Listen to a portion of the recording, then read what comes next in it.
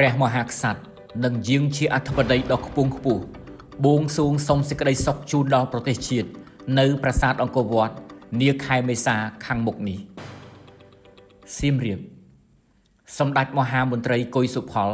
ឧបនាយករដ្ឋមន្ត្រីនិងជារដ្ឋមន្ត្រីក្រសួងព្រះបរមរាជវាំងរួមជាមួយថ្នាក់ដឹកនាំក្រសួងស្ថាប័នពាក់ព័ន្ធ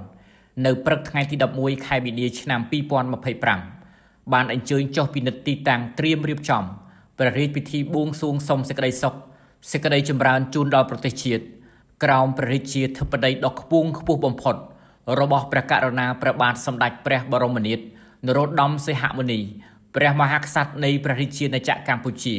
រួមនឹងវត្តមានថ្នាក់ដឹកនាំជាន់ខ្ពស់កម្ពុជាជាច្រើនរូបទៀតព្រះរាជពិធីនេះនឹងប្រារព្ធនៅថ្ងៃទី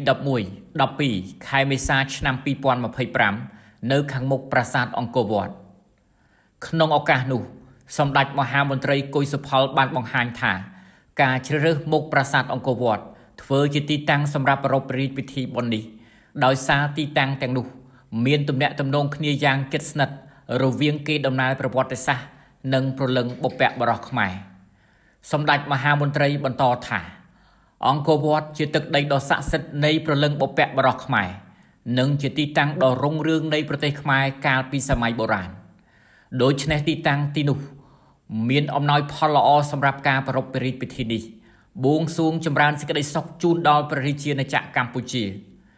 ព្រះរាជពិធីនេះនឹងក្លាយជាព្រឹត្តិការណ៍ប្រវត្តិសាស្ត្រមួយរបស់កម្ពុជាថែមទៀតផងសម្ដេចមហាមន្ត្រីបានបន្តថាព្រះរាជពិធីនេះមិនត្រឹមតែឆ្លុះបញ្ចាំងអំពីសិលធម៌របស់ប្រជាជនខ្មែរដែលមានការគោរពដឹងគុណចំពោះម្ចាស់ទឹកម្ចាស់ដីទេវតារក្សាលោកនិងបុព្វបុរសខ្មែរគ្រប់ជំនាន់ប៉ុណ្ណោះទេហើយវាក៏បានឆ្លុះបញ្ចាំងអំពីទំនៀមទម្លាប់និងប្រពៃណីដែលជាផ្នែកមួយនៃអត្តសញ្ញាណជាតិនិងវប្បធម៌ខ្មែរដែលប្រជាជនតែងតែប្រារព្ធធ្វើតាមស្រុកតាមភូមិនីមួយៗសម្ដេចមហាមន្ត្រីជឿជាក់ថាការប្រារព្ធរាជពិធីនេះនៅទីនេះក៏ជាការរួមចំណែកផ្សព្វផ្សាយពីវប្បធម៌ខ្មែរ